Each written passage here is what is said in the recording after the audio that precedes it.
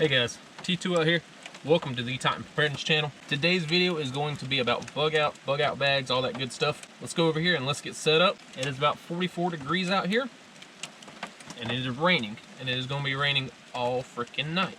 So it's going to be a wet adventure. First thing I want to do is get my tarp set up because it is raining and everything's getting wet. Then I'll get my hammock set up later whenever I get kind of more ready for bed. But that's at least going to keep me dry, keep the camera dry.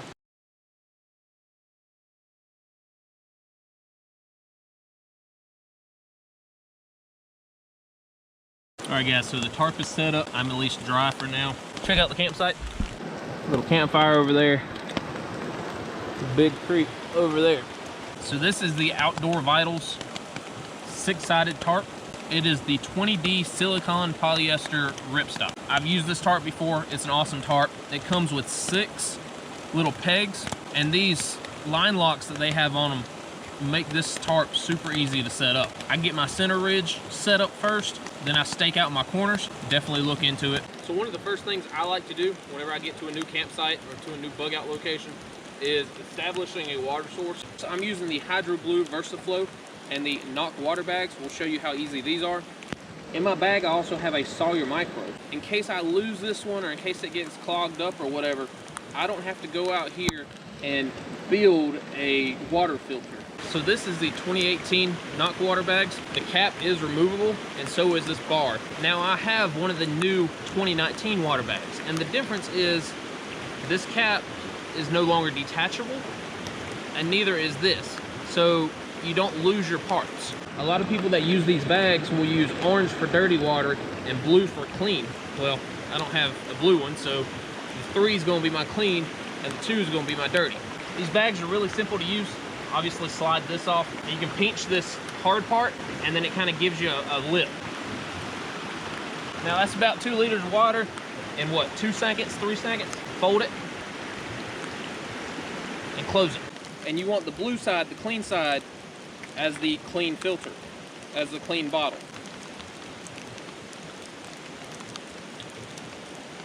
Just hang this from a tree and it's slowly going to filter into this bag. So now whenever that's finished, all I got to do is untwist the clean side and then I can refill my water bottles. I can do whatever. So normally I'm not a huge fan of a gravity flow system just because you have to have a dirty bag, a clean bag, then both of them have hoses going to each other, then you'll have the filter in the middle.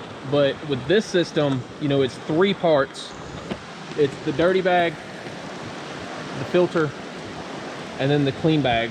Normally I don't carry this bag, so what I would do is I would hang up my dirty water, have the Hydro Blue, put a 2-liter water bottle or one of my 1-liter water bottles on here, let it do its thing, and then come back later and have clean drinking water.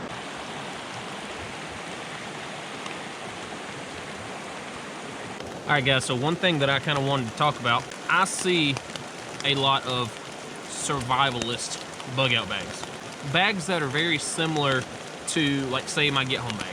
If you had to bug out, you're out here under nothing more than a Mylar blanket, or you having to build shelter. My opinion is that a bug out should not be more than a camping trip that you didn't want to take.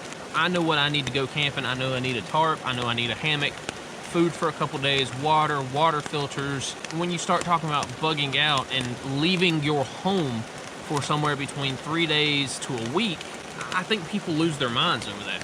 If I am having to bug out, it's a whole lot easier to come out here and set up like a camping trip. I know that I can come out here and I can set my tarp shelter up, I can set my hammock up, and I can be in a warm sleeping bag in about 7 minutes. That's a whole lot easier than going out here trying to set up a primitive campsite. I just don't understand some people's bug out mentality. Here's my bug out advice. Coming out here to the woods is my last resort. Why would I come here 20 miles away and live in the woods when I can just go to my dad's house that's 4 to 5 miles away from this place and stay with him for a couple days? If a bug out had to happen, why am I going to take me and my 4 kids and my wife to go camp in the woods when I can just go to any of their houses? My first step is to see if there's any apartments or hotels available in the non-affected area. Now let me go 20 miles and go to David's house, go to Chris's house, go to my dad's house, my mom's house. It's a whole lot easier keeping my kids and myself and my wife in a not dead state when you have a roof over your head. Now I love camping, I love fishing, I love being outside, but bugging out, bringing me, my wife, my 4 kids out here, not gonna happen. Not unless it's a last resort. Then on the same token, my truck's right over there, so it's got a roof on it. So why am I gonna be out here freezing my tail off when I can be in my truck and staying warm? So just some food for thought.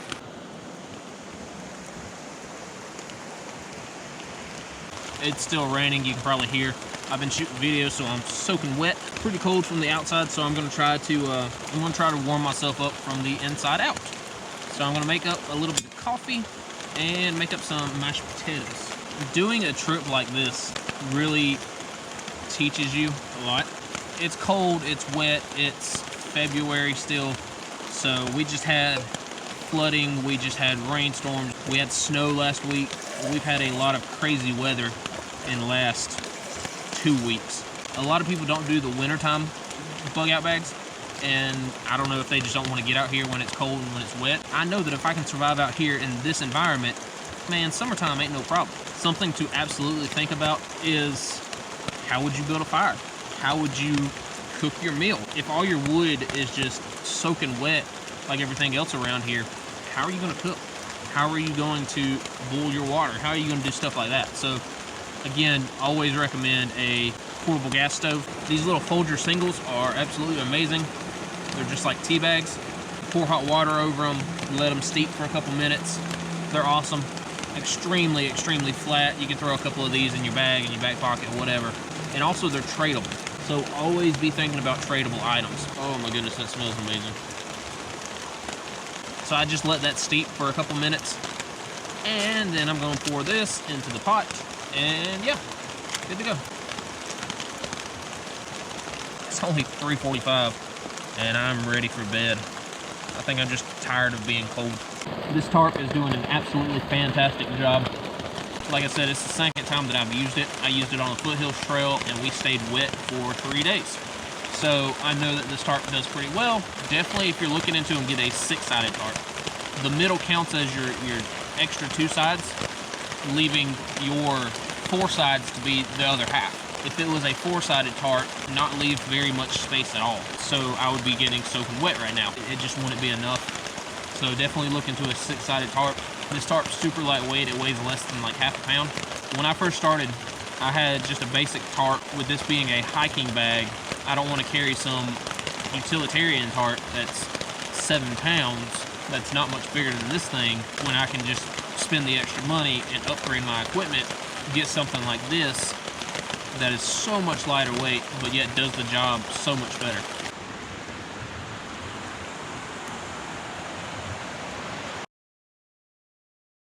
Finally in my hammock. I noticed the more that I was sitting, the more wetter that my legs and my ankles were getting. And I couldn't quite understand why. I was like, well, I'm off the ground, you know, maybe my shoes are just that wet. That's where I was sitting. The reason that people don't like sleeping in a hammock is they feel they're shaped like a V. So if you install a ridge line, it puts extra tension between your 2 hanging points right here, which makes this looser. So you're still tight on the edges, but your hammock itself is very loose. So I can sleep exactly like this. So you see how my feet are straight? My entire body's pretty much straight. There's no tension on my legs, but if I put my feet in the center, you can tell how my body goes down and then kind of verticals back up. And that's not how you want to sleep. And that's why a lot of people who sleep in a hammock complain that their legs are hurting or they slept terribly in a hammock or whatnot, and that's because they're sleeping wrong. It's actually a whoopee sling.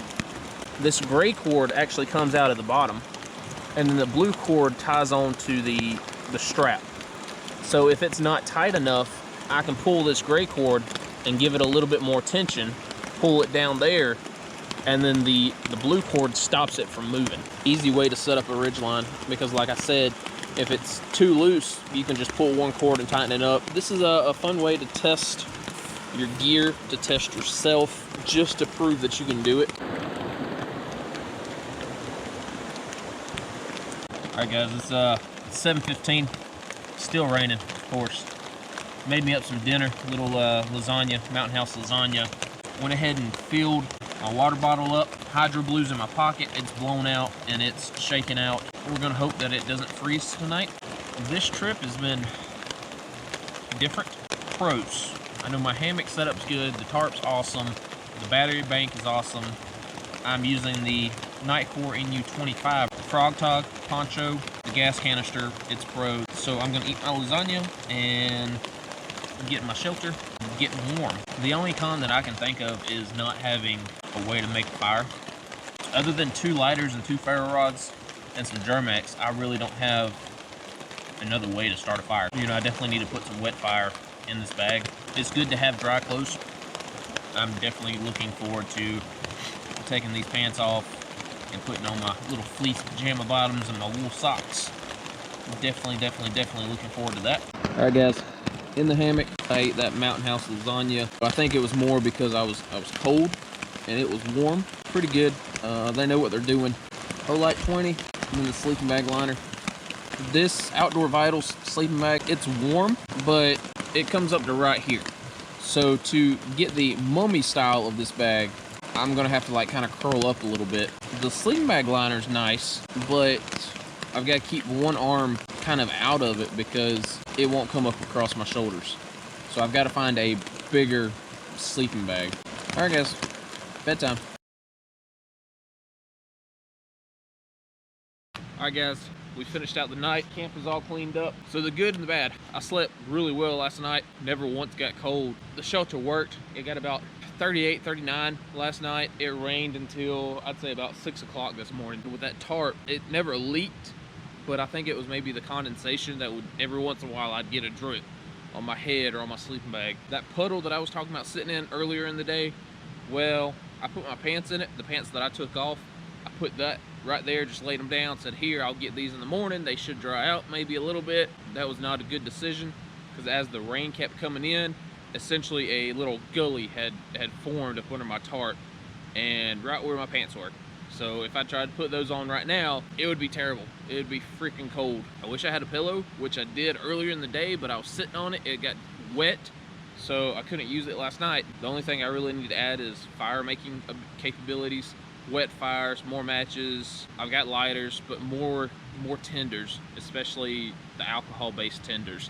Wet fire, Germex, stuff like that. Everything worked, and I slept great, even though it was pouring down rain for the last 14 hours. The Hydro Blue worked well. I slept with it in my pocket last night. The Knock water bags worked excellently. Hope you guys enjoyed this video. You know, let me know what's in your bug out bag, or maybe some odd items that you've got that maybe I don't have, or maybe that I could add. But yeah, all right guys, hope you enjoyed this video. That's all I've got. T2 out.